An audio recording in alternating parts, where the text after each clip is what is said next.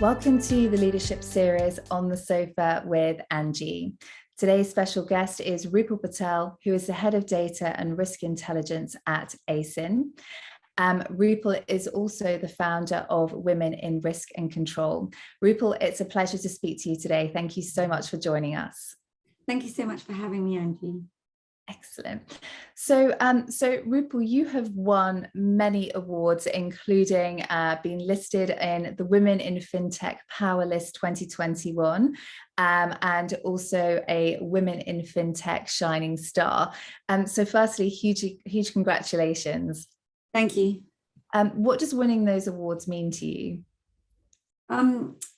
I was not expecting them. I applied for them through a colleague of mine who said, you've done some great work around leading diversity initiatives, working in the fintech industry and moving across from financial services. So I think I'm hugely proud of those awards, but more so I'm proud of the work that I'm doing to achieve those awards and to lift gender diversity in that space, and also to work in technology and taking the financial services industry into the era it needs to be in, off of those spreadsheets and doing the cumbersome work and using the brains in that industry to really analyze the data. So I see huge power in technology working in the financial services industry to just propel the growth of the industry as a whole. So I'm hugely honored to be part of the whole fintech world, as it were. Thank you. And it's a great achievement and obviously testament to your passion for promoting gender diversity in the industry. And also a few years ago, you founded Women in Risk and Control. What prompted you to found this organization? I moved out of investment banking, so I have had a career of 20 years in the top tier investment banks, working in a range of different functions.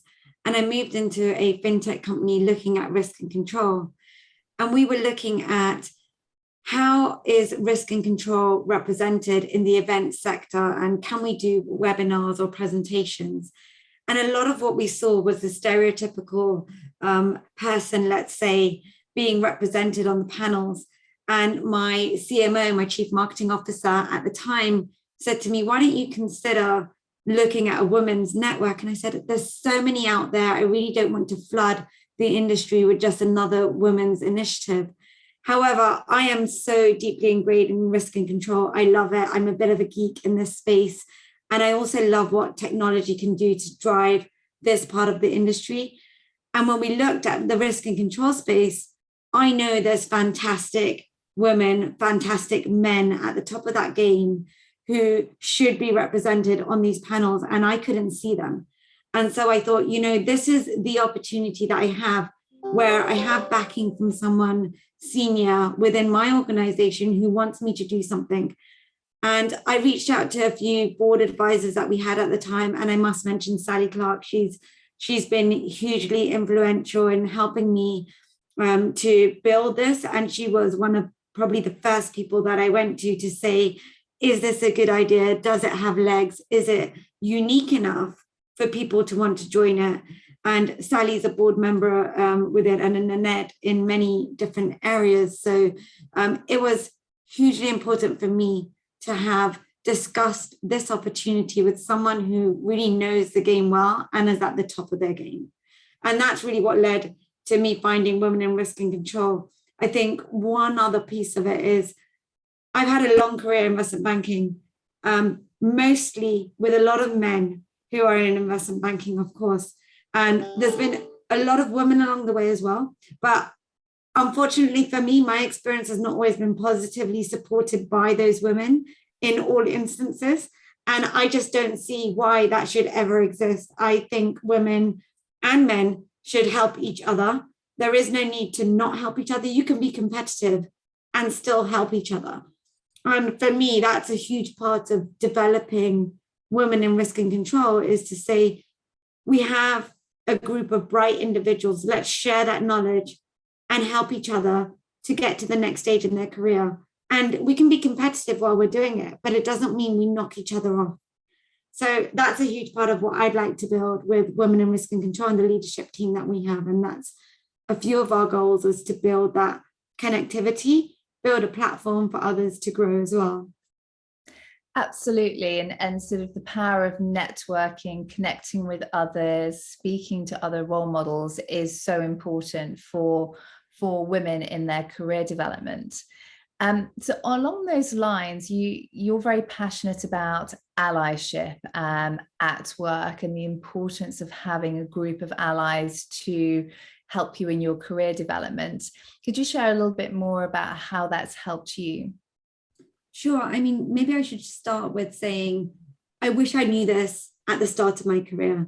So anyone out there who's starting or even midway through, just you cannot underestimate the importance of having a good network. And that term is so cliched in terms of make sure you build your networks, make sure you're connecting with the right people in an organization.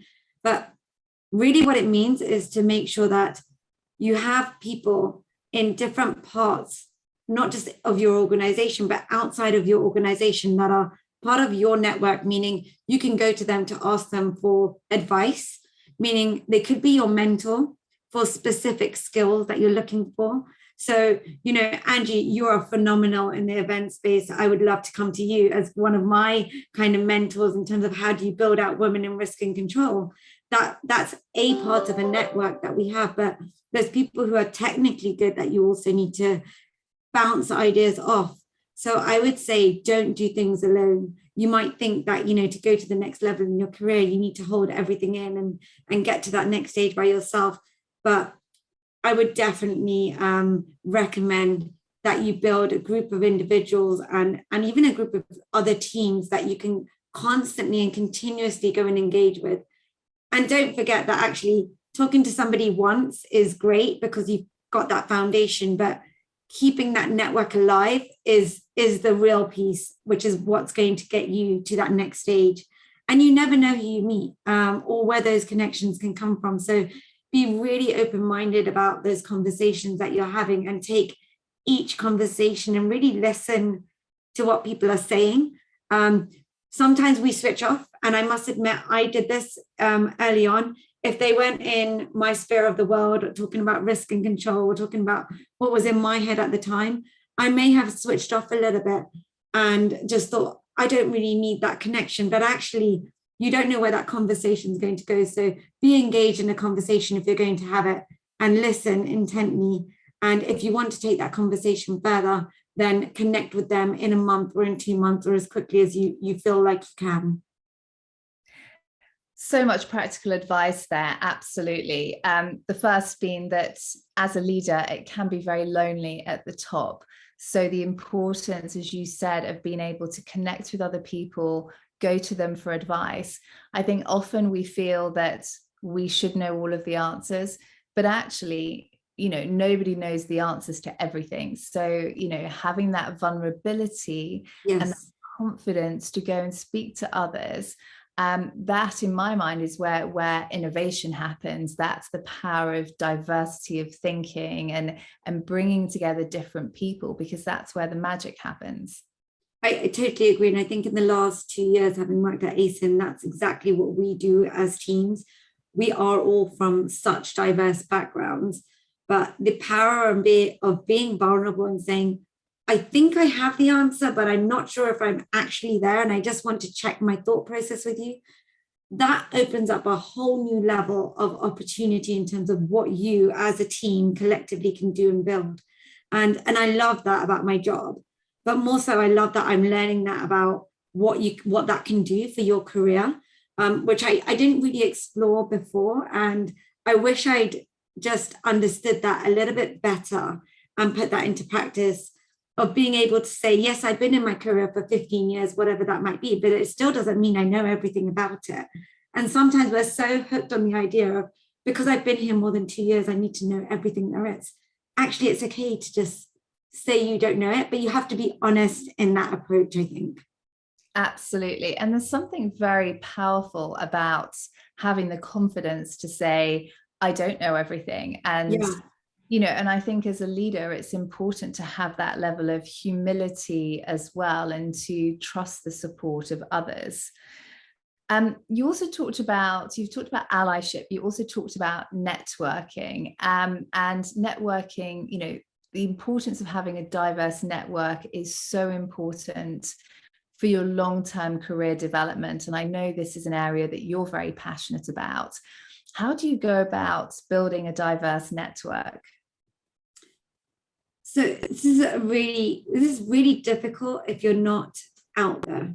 So first of all, you've got to be open to talking to people who don't necessarily look like you, are in the same job title and role and function as you. They might not even be in the same industry, but they may be in a parallel industry. So be open to the connections that you can build around you, first of all. Secondly, I'd say you do have to have the confidence to go into a room or go into a conversation and have an idea of what you want to talk about. Have that elevator pitch of who you are and what you want to say, because as difficult as it is to get to that elevator pitch, it's important to know who you are and to be able to articulate that, to get people interested in having that first 5-minute conversation with you. Otherwise, they're going to be like, I see other people in the room I want to talk to. So, you've got to be confident in yourself. And that comes by surrounding yourself with the right people, from being intellectually curious and asking questions of everyone all the time. And that's okay, because that's where creativity comes from.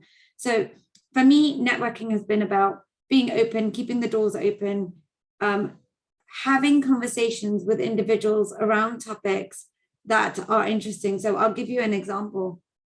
I'm very much into the risk and control space. I see an article on LinkedIn. I love that article. I read that article. I comment on that article. And I actually say, I'd love to do something with you. Would you be interested? Be bold enough and be brave enough to ask those questions. You don't know that actually a lot of these people, they might have fancy titles, women of fintech powerless, who cares? It's nothing. We're all human. So just reach out to those individuals, and you don't know, they will be more than happy to probably have a 5-10 minute conversation with you. But be bold and brave is what I would say. That's the advice to networking. Absolutely. Be bold, be brave. And also, when you're networking as well, a lot of the time we focus on being interesting as opposed to being interested. And yes. I think when you flip it and be interested and curious about other people, it actually makes it much easier. And also people enjoy talking about themselves as well. So you can, rather than feeling that you have to be interesting the whole time, focus on the other person. Absolutely. I think, a lot of it is, it's not all about you. It's about learning from other people. So yes, have that elevator pitch, keep it short. Don't go on for forever. And I just remembered, be bold, be brave. I actually got that from someone else. I have to give kudos to Terry Dehan. She is absolutely phenomenal. So anyone who watches it, do look at her on LinkedIn as well. And we were talking about, actually, it's a good point. We were talking about being bold and brave so that you don't worry about failing. Everyone will fail in life at something. So be bold and brave and fail at things. That's okay. If people don't want to have that conversation with you, that's okay. You tried. But don't worry about the failure, because if you don't try and put yourself out there, you're never going to succeed. Absolutely. Some great advice there. And my final question is around sort of securing pay and promotions. What advice would you give to women who are really looking for their next promotion? This is so close to me, because I must say that I fought a lot to get promoted when I was in investment banking, and it's a tough space to be in. So the allyship, the networks, being seen and being heard is absolutely critical. So when I say being seen and being heard, I don't mean just walk around the trading floor, for example, but I mean, talk about what you've been doing in your role to other teams, not just to your line manager. Make sure that when you've achieved success, that you talk about that success and you weave that into another team, and you say, I've achieved looking at how we can manage, I don't know, MiFID II more effectively. This is where the geek in me might come out when I start talking about acronyms, but you talk about how what you have done benefits another team, not how it benefits your team. And how can what I have done be leveraged within your team so that you do something more effectively? That's where you build that wider capability to be seen as a leader outside of your own space. So first step is definitely promote yourself. Don't boast about yourself, but you promote your achievements and your team's achievements. And you can do that collectively, not just individually. So that's the first step. Secondly, don't rely on other people to be that advocate for you. You are your own best advocate. Yes, your allies are there and your sponsors are there and your mentors are there. But if you're not going to talk about yourself, no one's going to know who you are. And thirdly, I'd say one more thing. Pay is such a difficult topic. When you're asking for a pay rise, it's very easy for the person on the other end of the line to say, you're getting paid what everyone else is getting paid, you're on par with everybody else. And for you to then say, actually, no, I don't think I am because of X, Y, Z. Be prepared for that conversation. Have all of the ammunition you need, all of the facts you need before you go into that conversation. And if you want that promotion, tell people what you've done to get it, not just, I really think I deserve it. They need to know the exact facts, the exact figures. I achieved a 200% reduction in the cost of doing X, Y, and Z by doing A, B, and C. So make it very clear and very easy for that person to take that line and go and tell someone else that line. Such fantastic advice. Thank you. Be prepared, do your research, have the facts and figures to substantiate the work that you've been doing and showcase how it can help your own team and other teams around you. So thank you so much, Rupal. It was such a pleasure to speak to you today. So much practical advice there. So thank you very much for joining us on the sofa today. My pleasure. Thank you so much for having me.